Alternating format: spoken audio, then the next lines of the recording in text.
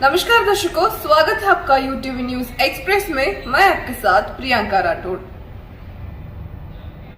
Sir, हमने देखा है कि हिजाब को लेके कंट्रोवर्सी चल रही है, उस पर आपका कोई व्यू है कि हिजाब? देखिए, मेरा तो बहुत स्पष्ट मानना है, भारत की व्यवस्था संविधान के अनुरूप चलनी चाहिए। हमारी व्यक्तिगत आस्था, हमारे व्यक्तिगत स्वयं के अधिकार या हमारी स्वयं की पसंद नापसंद हम देश के ऊपर लागू नहीं कर सकते, संस्थाओं के ऊपर लागू नहीं कर सकते। ये नहीं लागू कर सकते हैं। क्या मैं उत्तर प्रदेश के अंदर सभी कर्मचारियों को या सभी लोगों को ये बोल सकता हूं कि आप भी भगवा धारण करें? ये उनका विषय है, जो उनको धारण करना करें, लेकिन ड्रेस कोड स्कूलों में लागू होना चाहिए। स्कूल का विषय है, स्कूल के अनुशासन का विषय है। आर्मी में कोई ये कहेगा कि हम लोग जो है अपने अनुसार चलेंगे, फोर्स में कोई इस प्रकार की बात करेगा? कहां अनुशासन रह पाएगा? व्यक्तिगत आस्था आपकी अपनी जगह होगी, लेकिन जब संस्थाओं की बात होगी तो संस्था के नियम कानून को हमें मानना होगा। देश की व्यवस्था होगी, देश के संविधान को मानना होगा। लेकिन ओवैसी साहब जो यहाँ पे बड़ी जोर शोर से कैंपेन कर रहे हैं, वो तो यहाँ पे वो कह रहे हैं कि जो हिजाब है फंडामेंटल राइट है, और एक दिन एक बेटी जरूर प्रधानमंत्री बनेगी जो हिजाब पहनी होगी। देखिए, उसी बेटी को तो स्वतंत्र कराने के लिए,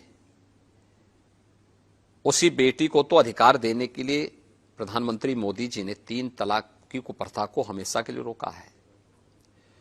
उसी बेटी को न्याय दिलाने के लिए, सम्मान दिलाने के लिए और स्वावलंबन के मार्ग पर अग्रसर करने के लिए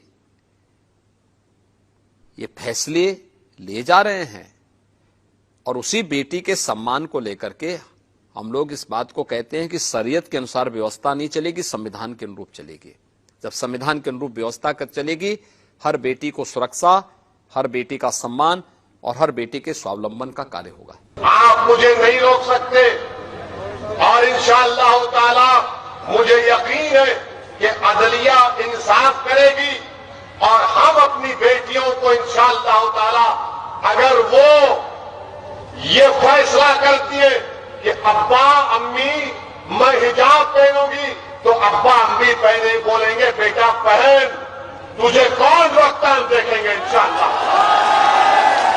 हिजाब निकाब पहनेंगे, कॉलेज को जाएंगे, डॉक्टर भी बनेंगे, कलेक्टर भी बनेंगे, एसडीएम भी बनेंगे, बिजनेसमैन भी बनेंगे।